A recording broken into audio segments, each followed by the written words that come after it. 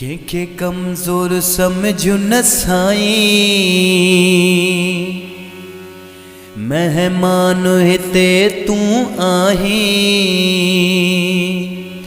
कंहिंखे कमज़ोर समझु न साईं, मेहमान हिते तूं आहीं।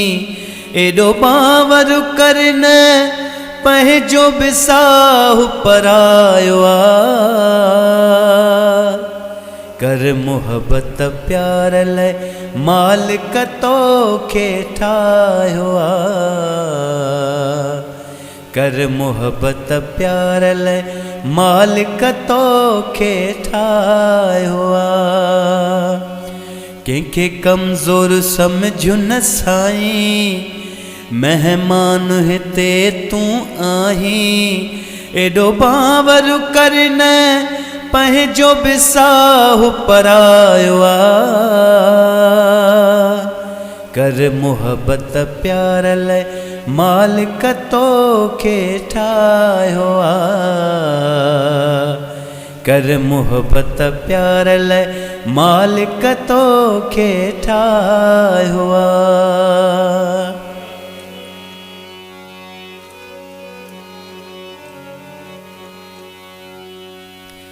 इहो माल ऐं मिल्कियत पाण सां गॾु न खणी वेंदे।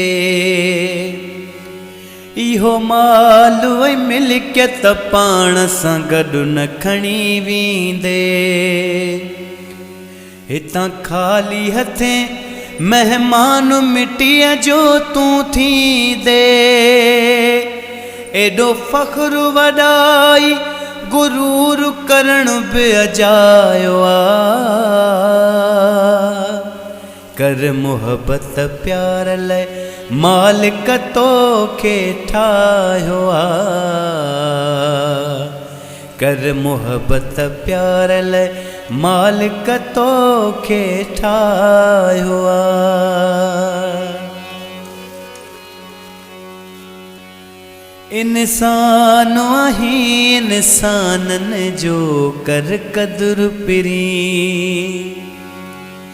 इंसान आहीं इंसाननि जो कर क़दुरु पिरी। तूं ज़ालिम थी पियो कमज़ोरनि ते ज़ुल्म करी। कुझु ख़ौफ़ बि कर तो पाण खे पत्थर बणायो आहे। कर मुहबत प्यार लाइ मालिक तोखे ठाहियो आहे।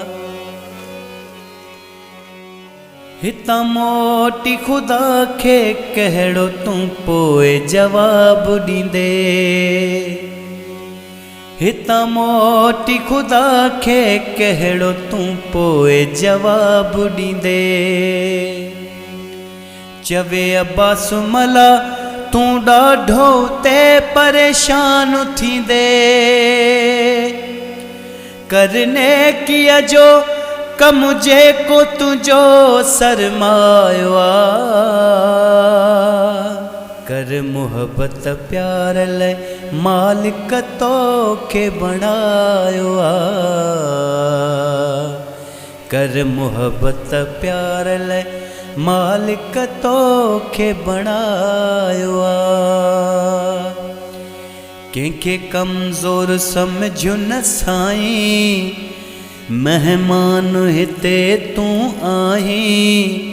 कंहिंखे कमज़ोर समझु न साईं, मेहमान हिते तूं आहीं। एॾो बावर कर न पंहिंजो बि साहु परायो आहे।